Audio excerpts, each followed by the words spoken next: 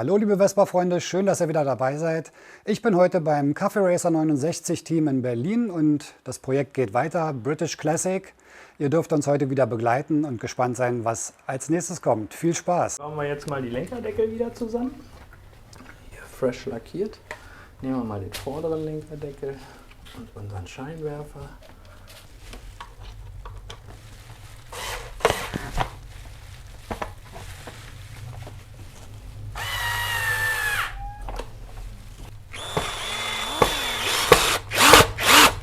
Tada, wieder da drin.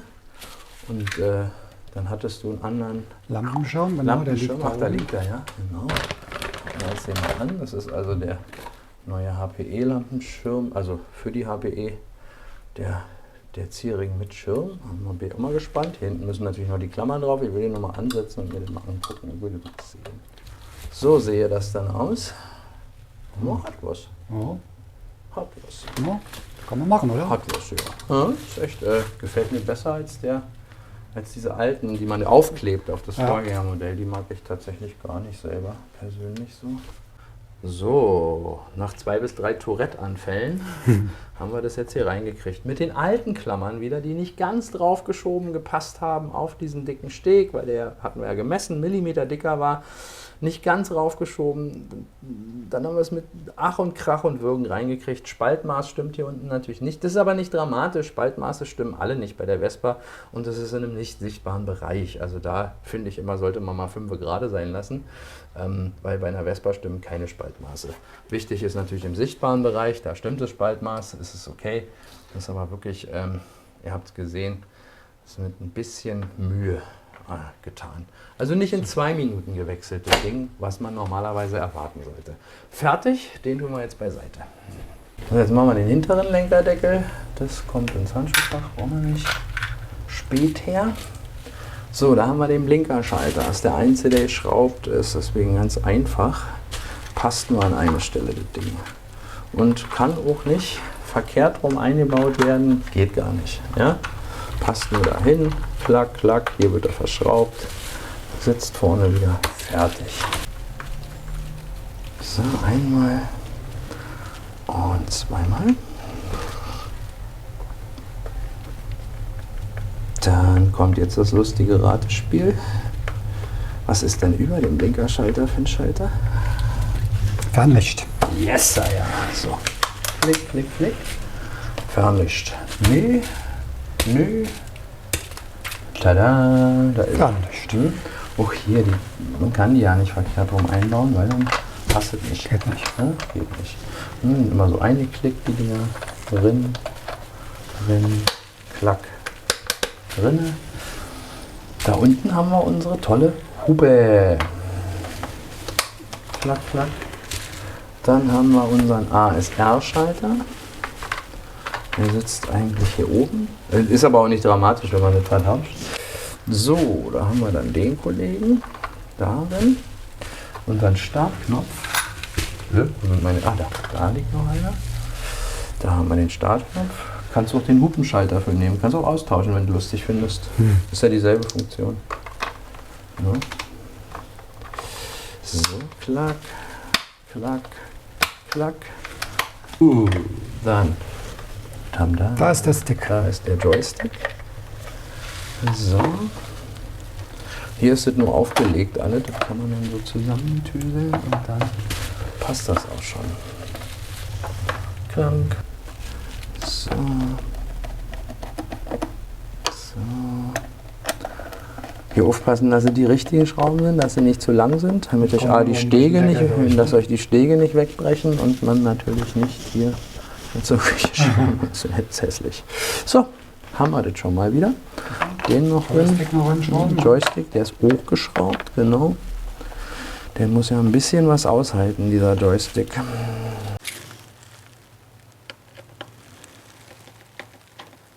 Eins.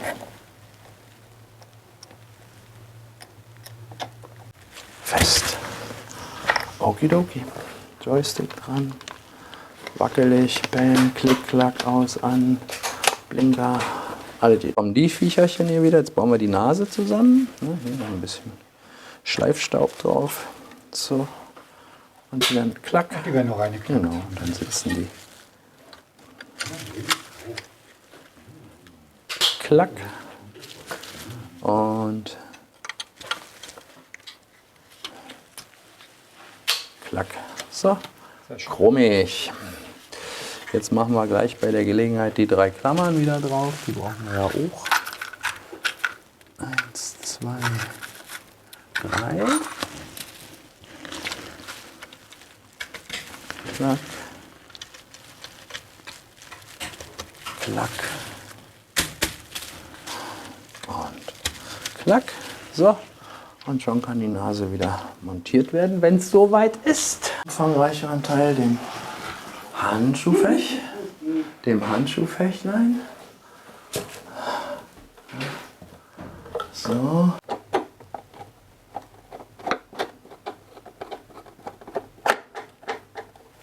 Eins. Also den Schließer fürs Handschuhfach drin. Und wir haben jetzt den zuerst eingebaut, das geht, aber einfacher ist es, wenn man den zuerst einbaut, dann den einbaut, damit man besser an den Bolzen hier hinten auf der Rückseite rankommt. Der ist nämlich da, da kommt man nämlich hier durch nur dran. Deswegen am besten erst den einbauen. So, und so funktioniert es wieder. Und das hier, ja, wenn man aufs Zündschloss drückt, dann wird der Hebel hier bewegt. Das ist alles so easy. Dann haben wir jetzt hier wirklich die Handschuhfachklappe. Jetzt brauchen wir auch keine Brille mehr. So, da kommt wieder diese Stabilisierung und Beschwerungskiste rein. So, ja, ihr seht, das Zusammenbauen dauert deutlich länger, wenn man auch doch immer wieder überlegen muss, welche Schrauben wo waren. So.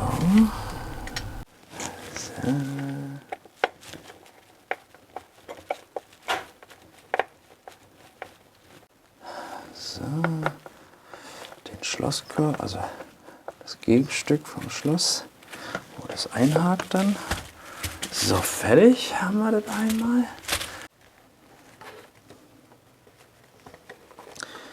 So, ja, da gibt es ja nicht viel zu sagen. Dichtgummi halt reinquetschen, reinstecken und dann ist gut. So, einmal lang gestriffen, bis der richtig sitzt. Fertig. Dann machen wir noch vorher dieses Ding hier. Dann müssen wir nämlich hinterher die Klappe nicht so arg bemühen. Sonst müssen wir die Klappe so weit runterbiegen, um das reinzukriegen. Noch eine Klappe. Genau, das ist nur geklackt. Das sieht man gleich von der anderen Seite. Klack, klack. Jetzt sitzt es. Aber hier kann man das ganz gut sehen. Da und da außen. Fest drin. Klack. Und jetzt haben wir unser Halterchen hier. Klick.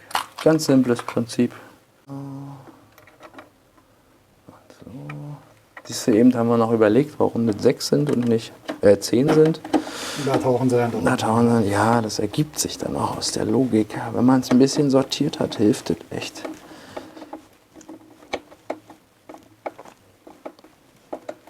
Kleine Kontrolle, einmal haken, klonk, offen. Zu, klonk, offen. Gell? Funktioniert. Jetzt kommen wir zu meinem persönlichen Highlight. Auch eins der vielen. Lüftungsgitter von Rizoma. Die gibt es vorgestellt auf der letzten EICMA 2019. Das ist Alu, das ist gefräst, das ist CNC gefräst aus einem Teil.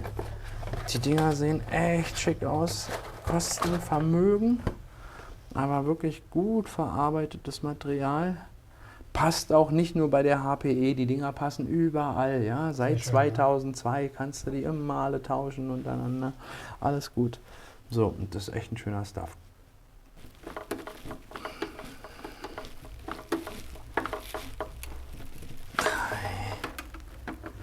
Und 4. Noch ein hübsches Highlight, auch sehr schön. Das haben ja auch einige, weil es auch bezahlbarer ist als die Seitenteile. Nicht? Ist ja auch nicht jedermanns Portemonnaie. Aber hier diese BGM Gepäckhaken. An der Stelle, es gibt auch andere Hersteller dieser Gepäckhaken. Muss hier wirklich ein Lob aussprechen, muss ich einfach machen tatsächlich.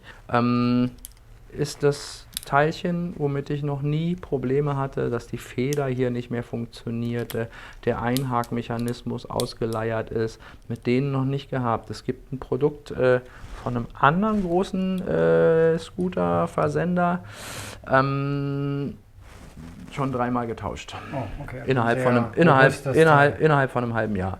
Obwohl das dasselbe Bauteil eigentlich ist. Und das Allerschlimmste, da bin ich sowieso ein ganz großer Gegner von, sind diese China-Billigkopien. Ich glaube auch, vielleicht wird das auch in China gefertigt, aber da passt halt jemand auf und macht eine Qualitätskontrolle. Den Krempel, den man von Alibaba kauft für 20 €, kann ich persönlich 2-3 Mal gesehen, Vollschrott. Ehrlich, da sind die Also Klammern dann nicht über die drin. guten Verträge, Genau, ja, da sind die Klammern nicht drin und. Aber das Ding ist toll, das hält hier echt was aus, das macht was her, die brauchen wir jetzt nicht mehr. Hier sind neue drin. Ach so, da sind welche drin. Jetzt bleiben Schrauben übrig. Aber die Originalen hatte ich, schön, dass die da Originalen Schrauben hatte drin ich, sind. genau, die Originalen hatte ich sowieso im alten Haken drin. So, nun den zu wechseln, da müsst ihr sowieso die Verkleidung ausbauen, weil von vorne geht hier gar nichts, weil die von hinten verschraubt werden. So, und das sieht dann auch ganz schick aus. Greift er? Super. Nur nicht festschrauben, nur anschrauben. Ja, ein bisschen aufpassen, man muss nämlich durch das Plastik schon durchschrauben. Man schneidet im Übertragen fast ein Gewindchen da rein, das hält natürlich nichts. Und da ist es halt schon ein bisschen enger als eine Übergangspassung fast. Deswegen beim gerade Ansetzen aufpassen, aber es ist eigentlich überhaupt gar kein Problem. Nur als kleiner Hinweis. So, die Dinger festgezogen. Wirklich fest, aber es sind ja auch wieder nur ganz kleine Schräubchen, ne? Muss man auch nicht wie Hulk dran ziehen. So. Hübsch, wa? Das in Kombination mit dem echt hübsch. So. Das macht was. Ja, und auch hier, was ich hier wirklich spannend finde, jetzt wenn ihr jetzt kommt, das ist ja nicht silber, das muss ja schwarz sein. Ich finde, und das sehen im fertigen Ergebnis nachher viele unserer Kunden so, und wir machen ja wirklich viele Umbauten, man kann das bequem miteinander mischen. Das ist völlig problemlos. Das Fahrzeug hat überall immer noch silberne Elemente, hat überall immer noch schwarze Elemente. Dieses, oh, ich habe aber matt schwarz, jetzt muss die Leiste aber auch ganz... Schwachsinn, alles Schwachsinn. Braucht man nicht.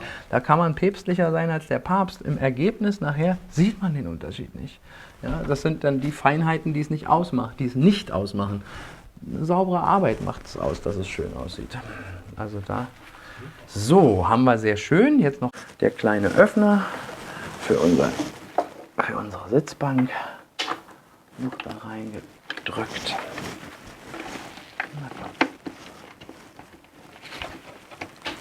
Klack, da ist er. Das ist auch so eine Übungssache hier, diese Leiste richtig raufzufluppen. Da muss man ein bisschen aufpassen. So. Was hast du hier oben nämlich oft an der Kante? Dass hier so eine Lücke ist manchmal. So eine, ne? Genau. Hast du die nicht richtig angesetzt, dann muss man tatsächlich, das ist die Biegung, ist ja vorgegeben auch, ne? Die Form. So, und das ist jetzt trotzdem immer speziell an den Übergängen hier so ein bisschen tricky, aber auch nicht mit Gewalt. Klack, da ist er, da ist er. So. Flupp. Hier, wo der Rahmen ineinander übergeht, ist so eine Stelle, wo es ein bisschen dicker ist. Da muss man aufpassen. Und natürlich, dass das hier hinten einen Abschluss ergibt. Ja? Dass die Länge stimmt. Genau, ne, weil du könntest dir jeweils weiter innen, außen ansetzen. Knirsch. Das rastet dann so, klackt so rein dann. Ja, klack. Und das ist mir so. Die Luft brauchen wir schon. So. So. Und auf den Übergang hier muss man aufpassen, weil da ist es halt ein bisschen dicker durch die Verschweißung im Rahmen. Also der zusammen. Das So, und aber auch nicht mit Gewalt hier, weil man das schnell kaputt macht. Diese Leiste hat ja auch eine Führungsfunktion. Ne? Die soll ja erhalten bleiben. So, und wenn man dann wissen will, ob das hier hinten passt, also bevor man das zusammenbaut, genau, nimmt man sich, egal bei welchem Modell, HPE, nicht HPE, seine Abschlussstückchen, da ist die Bohrung, klack, zu. Und wenn ihr die oben nämlich zu eng gesteckt habt, dann ist hier so eine Lücke. Ja, dann müsst ihr die nochmal abnehmen, weil hier oben sieht man, wenn man noch von vorne guckt, es ist verdammt wenig Überstand über der Nase. Ja. Jetzt können wir das Trittbrett reinmachen. Was wir natürlich im Vorfeld schon gemacht haben. Diese Plastikdinger hier wieder reingesetzt. No. Ja, genau. So. So. Das sieht schon ganz gut aus. Jawohl. Auf der Seite sitzt schon mal. Sieht sehr schön aus. Und hier sitzt es auch.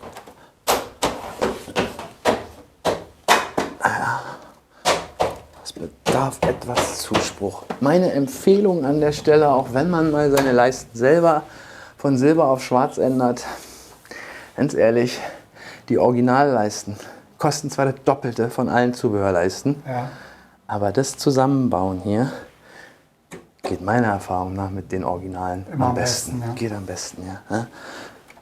Was ist ja hier so eine Führungsnut, die ist Genau, gleichzeitig da. genau Das ist tatsächlich, also würde mich zwar nicht wundern, wenn das alt aus demselben Werk kommt, ich weiß es nicht, aber es geht einfach besser mit den Originalen, muss ich ganz ehrlich sagen. Und ihr habt jetzt schon viele davon gemacht. Und naja, damit geht es echt am besten. So, das haben wir drin. Wunderbar. Und dann können wir eigentlich, so, sitzt, Klamp. Die ist noch dran, die Klammer. So, dann können wir jetzt so unsere Schrauben reinschrauben. So. Die zieht tatsächlich immer als erste an, weil sich das dann, die sitzt zwar schon so straff, dass die rutscht nicht mehr nach hinten, aber so ein bisschen doch. Ja, so, die hier kommen in die Seite. Da kommen die ohne den Steg rein. So, 2 und 3.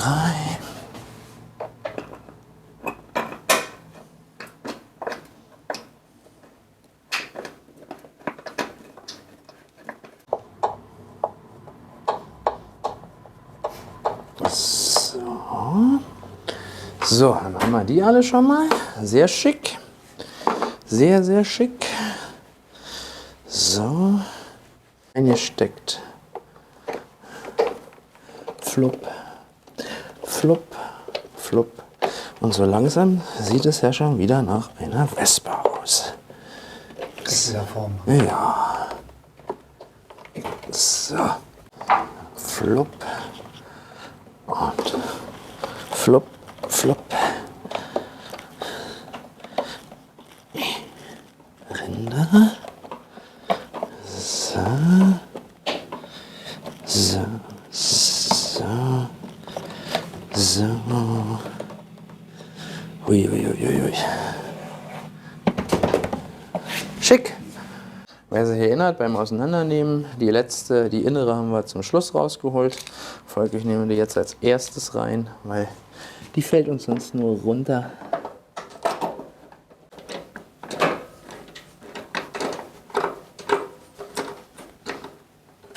So, einmal eine zweite.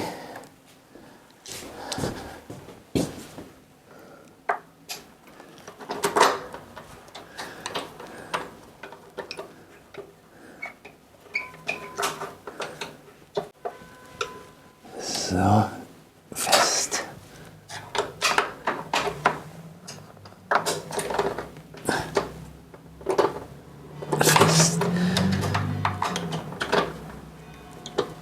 Fest.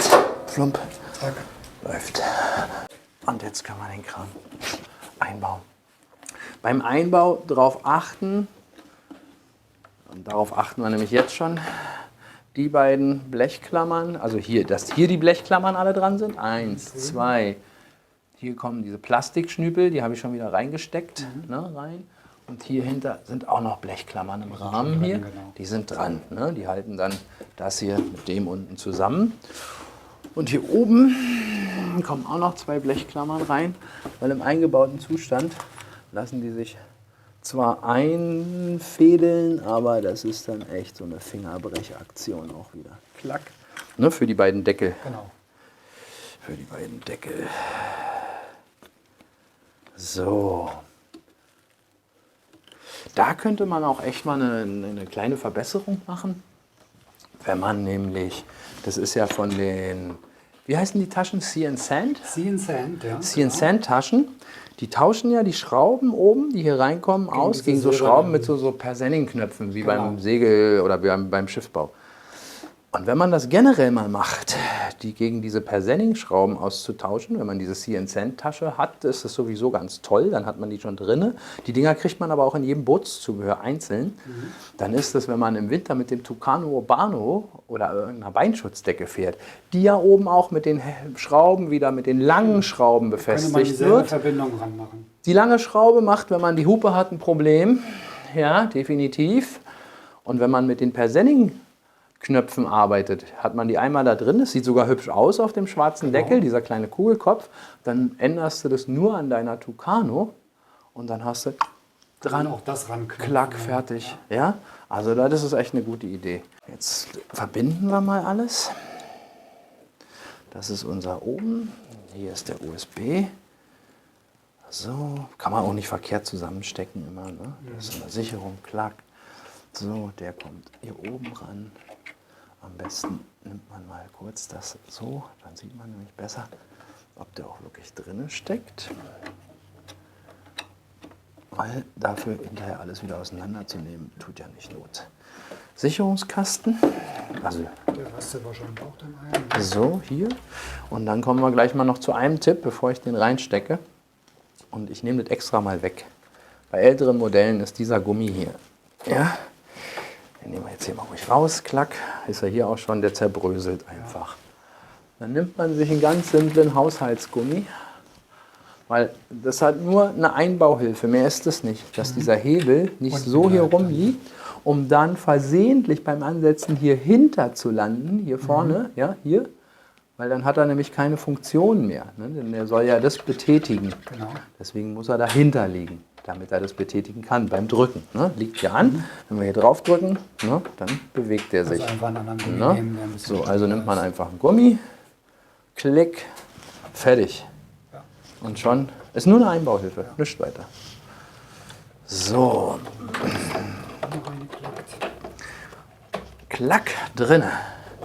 Wunderbar. So, jetzt wird es ein bisschen Da kommt die Formelei mit dem brutal.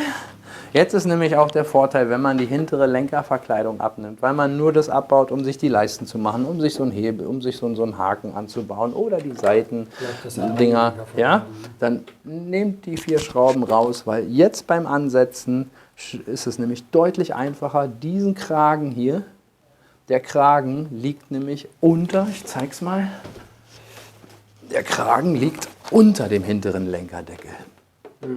Stimmt. Ja? Wenn der So, jetzt noch dran wäre, wenn der jetzt dran, wird's das dann schwierig. geht, wenn es dran ist, gar kein Thema, das funktioniert. Aber es sind nur 4 kleine Schrauben. Wenn man das nur zum Abmachen macht, muss man auch die ganzen Kabel nicht abmachen, sondern lässt man dann einfach hier hängen. Ja, alles gut. Hier vorne der kleine Plastikklöppel wieder rein für die Nase nachher. Damit die ja festgeschraubt. Klack. So. Dann haben wir haben das, achso, nochmal als Tipp und Hinweis, wenn man diese Verkleidung ansetzt, dann ist es sinnvoll, sich das hier unten ein bisschen abzukleben, weil man doch recht schnell an die frisch lackierten Stellen kommt. Noch viel wichtiger ist es tatsächlich, wenn man was bei einem matten Fahrzeug macht, weil hier kann man ja noch ein bisschen polieren, wenn hier was passiert. Bei einem matten Fahrzeug Keine Chance. Ja. ist nicht. So, dann setzen wir die hier in den Ecken an. Und da kann man auch schön sehen, wie sich das noch ein Stück anzieht alles. Also sitzt ja schon, aber dann zieht sich das noch einen Millimeter ran und ist alles recht stabil. So, vorher immer ein bisschen linsen. Wo ist das Löchlein?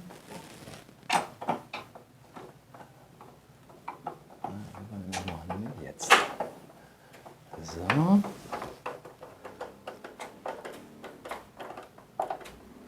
So. Hier nochmal der Hinweis, Deckel richtig zumachen, ruhig mal ganz leicht nachziehen, ne? Damit er nicht abdrückt. So. So als genereller Tipp einfach so. Auch, man vergisst schon mal irgendwie eine Kleinigkeit. Aber wenn man hinterher das Fahrzeug vernünftig putzt und poliert, Ja, wirklich in allen Ecken und Kanten, auch das hier aufmachen, ja, aufmachen, innen putzen, dabei fässt man jedes Hebelchen, alles fässt man dabei an, wenn man es richtig macht. Und das machen wir natürlich immer, wenn ein Fahrzeug fertig ist. Soll ja auch sauber sein, von den Fettfingern frei und so weiter. Aber dabei stellst du unglaublich, Mensch, hier, die Lampe ist noch nicht ganz fest, diese Schraube. Kriegt man noch mal was da mit, kriegst ne? du noch mal eine ganze Menge mit, ja, falls du irgendwas vergessen hast. Okidoki. So, dann jetzt können wir den Lenker. einmal schnangen. Jetzt können wir uns um den Lenkerdeckel kümmern. Den hinteren. Als erstes schließen wir erstmal den ganzen Krempel wieder an. So, hier haben wir Lampe. Hier haben wir erstmal den großen zentralen Stecker für das Kombi-Instrument. So, dann geht's weiter. Jetzt müssen wir hier mal ein bisschen kicken. Die kannst du wieder nicht vertauschen, von daher. Wir haben auch so eine Führungsnut hier, die kann man nicht verkehrt rum einbauen. Das ist wirklich, das ist erste Leer sicher. So, den da rein. Klack, und dann kommen hier HPE-typisch diese Sicherungsteilchen, also diese Spritzschutz und sowas, Dreck, Schalterschutz. Ziehen wir fest. So, gucken, dass das hier alles richtig sitzt, ne? Ja. Und sonst passt es mit der Verkleidung vorne nicht. Man kann die tatsächlich auch ein bisschen verzogen ansetzen. Das passiert schon mal. So. Und unsere letzte kleine, die Problemschraube. Also keine Probleme, aber die. So. Die wird leicht weg. Fertig. So, ein Teil schon mal fertig. So, nicht vergessen, immer gerne vergessen beim Ansetzen. Licht, klack. So, dann ein Rufdrückding.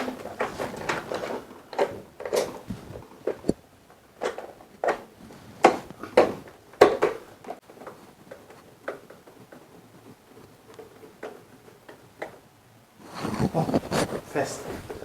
Alles fest. Einmal gedreht. Passt alles. Fertig. So. Näschen ran. Die Klammern haben wir ja schon eingesetzt. Da wird sie noch reingedrückt und dann oben einmal verschraubt. Eingedrückt, oben verschraubt.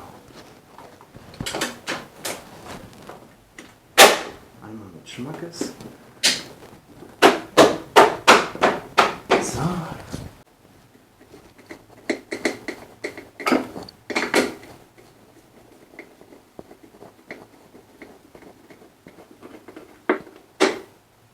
So.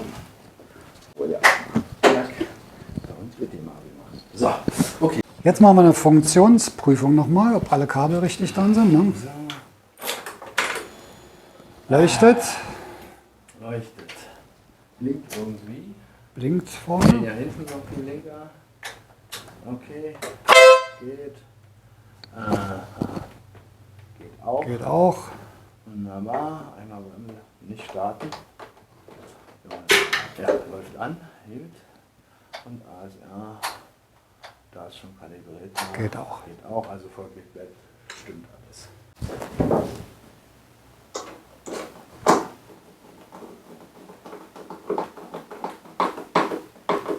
So.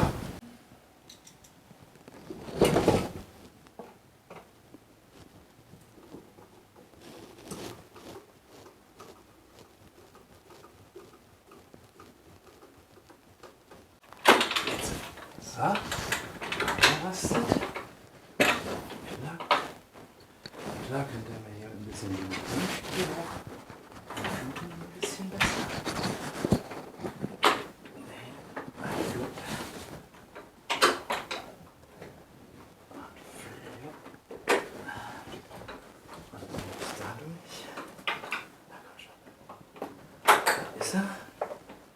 So, jetzt siehst du, was ich meine? So ein bisschen runterdrücken und dann rein. Nein.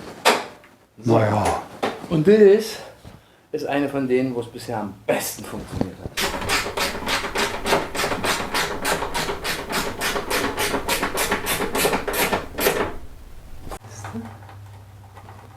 Ist besser?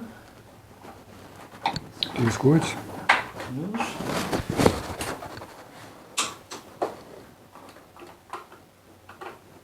Am Ende hängt da das Kennzeichen. Ja, drüber, aber muss ja trotzdem nicht sein. Ne? So, wunderbar. So.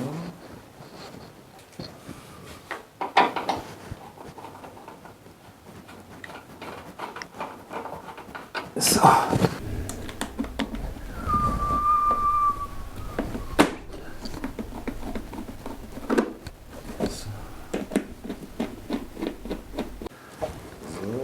Gummi ab. So, jetzt kommt eine kleine Euro 4 Besonderheit. Tankentlüftung. Zzt. Flupp. Wieder daran. Gut. Plack. Luft. So, sitzt. Wunderbar, reicht. Sitzt. So, setzen wir das alles mal ein bisschen vorsichtig an. Mit unserem Frischlack hier.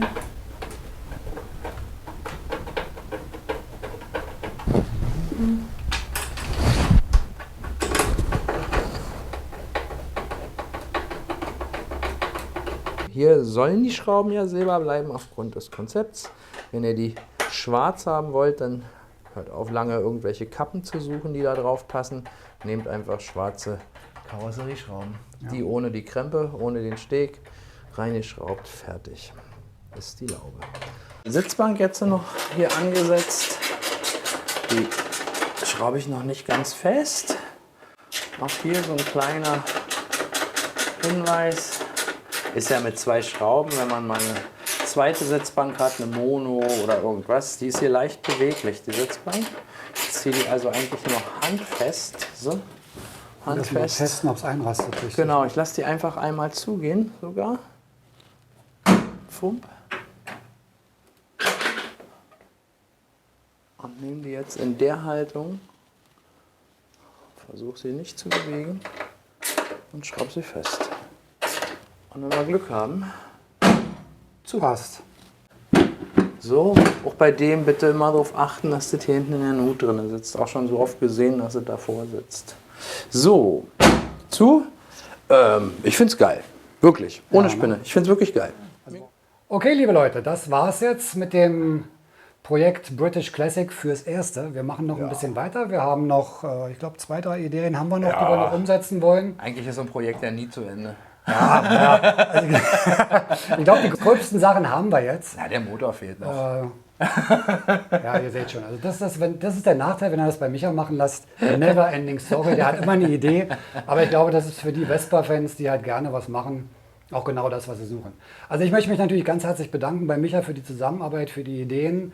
Kann euch nur empfehlen, wenn ihr was habt in Richtung optisches Tuning, auch Fahrwerkstuning, Motortuning, schaut mal rein, ruft an, wenn er nicht aus Berlin kommt, lasst euch mal ein Angebot machen. Für Fragen ist er natürlich auch immer da. Jetzt kommt natürlich noch der letzte Schritt, den lässt der Micha sich leider nicht nehmen. Und das ist das Gütesiegel aufzukleben. Aber man muss ja wissen, wo das Fahrzeug herkommt. Genau, also wenn ihr Fahrzeuge seht, die sowas drauf haben. Klack, klack, klack. So, das Cafe Racer 69 Siegel. Ja, ich filme das Ganze am besten für euch nochmal dann draußen, dass wir mal so ein bisschen das Ganze auch in geputztem Zustand sehen, weil ihr seht schon, das ist alles ein klein wenig bearbeitet jetzt. Alles meine Finger. Und deine auch, du hast ja mitgeholfen. Unsere Finger sind ja überall verewigt. Aber ich putze den jetzt nochmal schön und dann zeige ich euch das Ganze nochmal, wenn es dann im strahlenden Sonnenschein steht. Genau, macht ihr mal DNA-frei. Aber ich glaube, das Ganze ist schon sehr gut gelungen. Ihr könnt ja mal eure Anmerkungen in den Kommentaren hinterlassen, was ihr dazu sagt. Ich hätte eine Bitte. Ja, mich hat noch eine Bitte. Ich habe ganz oft die Fragen, wenn die tollen Videos die du hier machst auch und alles, da kommt dann immer ganz einfach, kostet das? Bitte ruft an, weil das, was man online sieht, sind natürlich immer die Superprojekte. Da ist so viel Technik drin, die man auch gar nicht unbedingt sieht. Und da ist immer die Frage, braucht man das denn auch alles so? Ja. Und da ist dann oft einfach mal der Preisschocker, dann fragt jemand, kostet das? Du schreibst zurück 14.000 und dann ist die Kommunikation beendet. Und das ist irgendwie schade. Also auch für unsere Arbeit.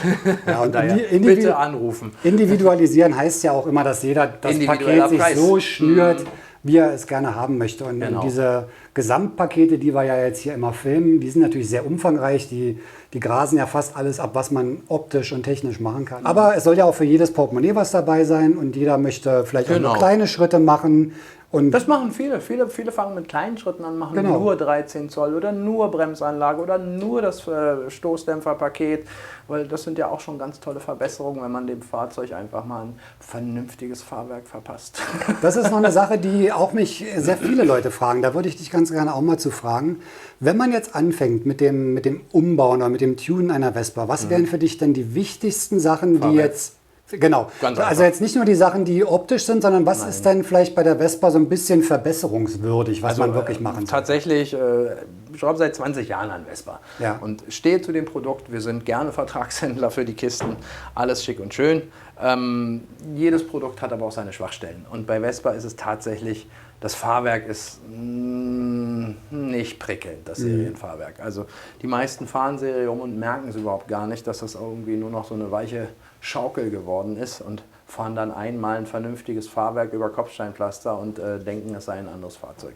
Von daher, da würde ich, wenn man jetzt wirklich ganz klein anfangen möchte, die meisten kommen natürlich immer gleich mit Tuning, Variomatik und so weiter. Klar, kann man auch mitmachen, aber wenn es wirklich mal also die Frage war ja, was wäre so das aus deiner Sicht Wichtigste, wenn ich überhaupt nur das bisschen im Schmalspurportemonnaie. In jedem Fall würde ich im Austausch der Dämpfer, würde ich immer sagen, kauf dir vernünftige Dämpfer und du hast schon ein ganz anderes Fahrzeug. Okay, also Dämpfer wäre ein Thema. Was wäre der nächste Schritt, den du machen würdest, wenn es jetzt um Verbesserungen geht? Also insofern man keine Schwierigkeiten hat mit der Bremsleistung, man gewöhnt sich da ja auch dran, dass man irgendwie vielleicht ein paar Meter eher bremst als normal nötig. Würde ich über die Bremse gehen, aber Fahrwerk und dann kommen wir ja trotzdem schon wieder, was geht denn da mit mehr Anzug? Das ist ja schon so ein beliebtes Thema und daher würde ich dann sagen, mach als nächstes oder zusammen mit dem Fahrwerk, mach einfach eine andere Variomatik rein. Die muss ja wartungsmäßig, tonungsmäßig irgendwann mal getauscht werden, dann macht man da was Schickeres rein, was ein bisschen besser läuft und dann macht das Ganze schon ein bisschen Spaß, insofern man ein Modell hat, wo man auch mit der Software ein bisschen experimentieren kann, kann man gerne eine Kombination aus Software und Variomatik, ist eine gerne genommene kleine Tuning-Maßnahme mit der passenden Einspritzmenge, die dann eben verändert wird. Das wäre dann auch ganz schick, ja. Super, klasse. Na, danke für die Tipps. Wir haben die Fahrzeuge auch als Probefahrzeuge da. Die sind dann natürlich komplett umgebaut, aber dann kann man das auch mal fahren. Dann weiß man, deswegen die Dämpfer, deswegen die Bremse, deswegen die Motorleistung oder was auch immer. Ja, dann weiß man, worauf man sich einlässt. Das finde ich, glaube ich, recht wichtig. Ja, das finde ich eine gute Sache. Ne? Das ist sowas. Also ich habe natürlich auch, bevor ich meinen jetzt umgebaut habe, bin ich es erstmal Probe gefahren. Ich habe mir das Fahrwerk angeschaut, wie fährt sich. Ich habe mir natürlich auch die 13 Zoll Bereifung angeguckt. Ist es wirklich so ein Unterschied? Ich werde euch da nochmal einen ausführlichen Bericht machen, damit ihr das so ein bisschen zumindest von meiner subjektiven Bewertung einschätzen könnt. Aber das ist halt hier das Tolle, ihr könnt herkommen, ihr könnt mal so ein Fahrzeug, was umgebaut ist, Probe fahren. Das ist fast nirgendwo möglich. Also wenn ihr sowas in Eigenregie machen wollt, dann ist es immer so ein bisschen ins Blaue hinaus. Aber wenn man sowas mal gefahren ist, das macht schon einen Unterschied. Also mein Tipp, ruft an, wenn ihr in Berlin seid, kommt her, lasst euch beraten und macht mal eine Probefahrt, weil dann wisst ihr auch, wovon wir reden. Alles klar. So, das war's also bis heute. Demnächst geht's weiter mit dem nächsten kleinen Detailumbauten. Also Michael, herzlichen Dank nochmal. Und natürlich auch an das ganze Team, die habe ich euch das letzte Mal vorgestellt vorne. Die haben auch tatkräftig alles unterstützt. Danke dir für das Projekt, das macht ja auch immer Spaß. Und wir sind schon am Überlegen, vielleicht noch ein nächstes Projekt zu machen, was dann auch was für euch ist. Aber das ist noch ein großes Geheimnis, kommt bald. Ansonsten ganz wichtig, wenn ihr das noch nicht gemacht habt, bitte den Kanal abonnieren, damit ihr immer die News kriegt, wann neue Videos online sind. Und das ist noch so eine kleine Glocke, die könnt ihr auch noch anklicken, dann kriegt ihr noch eine Nachricht, wenn was abgedatet ist. Ja, das war's. Fahrt vorsichtig, genießt das schöne Wetter und wir sehen uns dann beim nächsten Video. Alles klar. Bis dann. Tschüss. Tschüss.